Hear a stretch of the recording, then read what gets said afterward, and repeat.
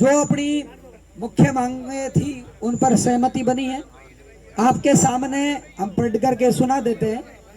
पहला था अपने वर्ष 2022-23 रबी की फसल के खराबे के शेष आदान अनुदान की जल्दी भुगतान किया जाए। आपको पता है, आप सभी अन्नदाताओं की मेहरबानी से कल 90 करोड़ रुपए आ गए हैं।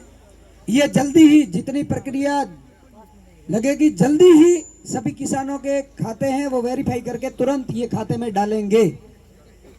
पहली ये थी। दूसरी थी, नोखड़ा तहसील के आदान अनुदान अभी तक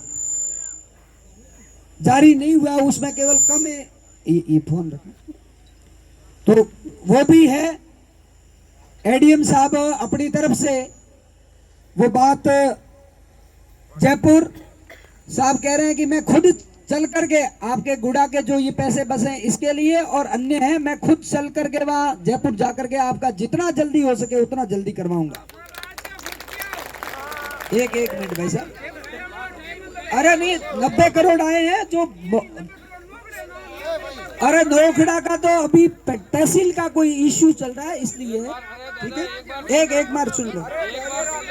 अब फसल बीमा, एक मिनट भाई साहब सुन तो लो। अब दूसरा है वर्ष 2022-23 की फसलवार ग्राम पंचायत व सीजनवार भुगतान योग्य क्लेम की सूची, जो अपनी एआईसी जो प्रधानमंत्री फसल बीमा के निमित्त अपना बीमा काट रही है, उसके आंकड़े जितने भी है अपने क्रॉप कटिंग के हैं, जिनके ग्राम पंचायत वाइज किस किस फसल का पैसा किसान के खाते में गया है, वो सोमवार को एडीएम साहब के वहां कार्यालय में, जयपुर जो बैठता है पूरे राजस्थान का हैंडल करता है, वो आकर के साहब से मिलेंगे और वो आंकड़े भी लेके आएंगे। वो आंकड़े अपने को देंगे, अपना ग्राम पंचायतों में सस्ता करवाएंगे जो किसानों के हैं।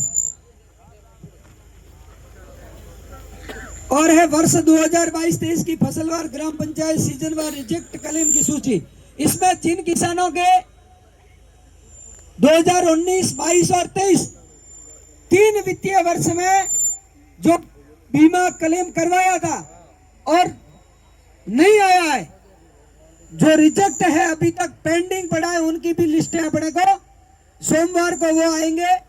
उस समय एडीएम साहब से मिलेंगे और अपने को वो उपलब्ध करवा देंगे ग्राम पंचायत वाइज किस किस के हैं, तो तुरंत वो लिस्टें आप तक पहुंचेगी और उसकी पूरी की पूरी हम जिनका नाम है जिस ग्राम पंचायत, उनसे व्यक्तिगत संपर्क करके अपन तुरंत करवा के उनका रिजेक्ट है, जो पैसे बकाया है रिजेक्ट हुआ, उसका डलवाएंगे।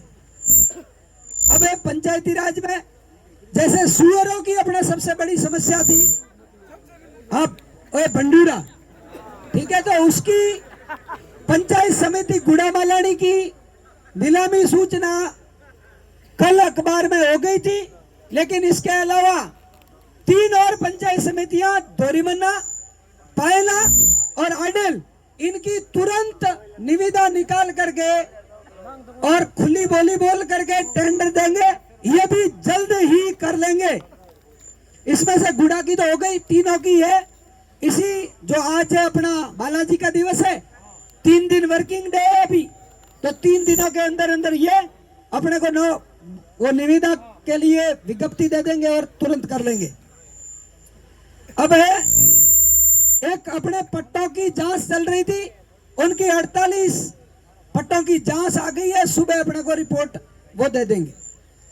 अब राजस्व विभाग की जो सबसे बड़ा अपने आदान अनुदान और बीमा क्लेम के बाद सबसे बड़ा यदि किसानों के साथ कुठाराघात हुआ, वो हुआ अपने जो पिछले 50 वर्षों से किसान अपने हक और अधिकार की लड़ाई लड़ने के लिए जिस स्थान से अपना आवाज बुलंद करता था, उसको जो वो बैठे उनको कल सुबह ही तहसीलदार साहब और एसडीएम साहब और डिप्टी साहब उनको कल ही सुबह साफ कर देंगे।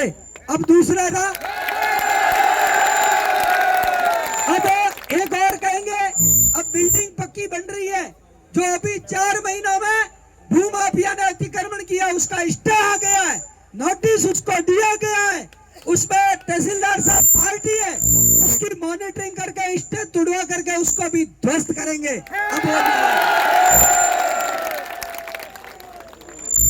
अब स्वतः सबसे बड़ा है भारत सरकार का एक संस्थान है अपने, उसमें आपको पता है आदरणीय हेमाराम जी का भी बहुत बड़ा रोल रहा है उसको बढ़ाने में।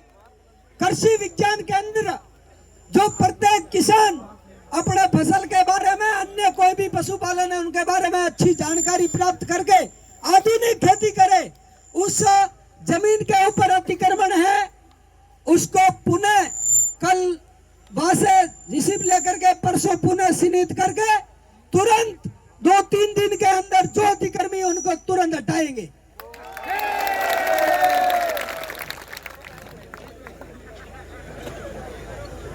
अब ये इतनी अपनी मुख्य मांग थी, अन्य है वो दिया हुआ है।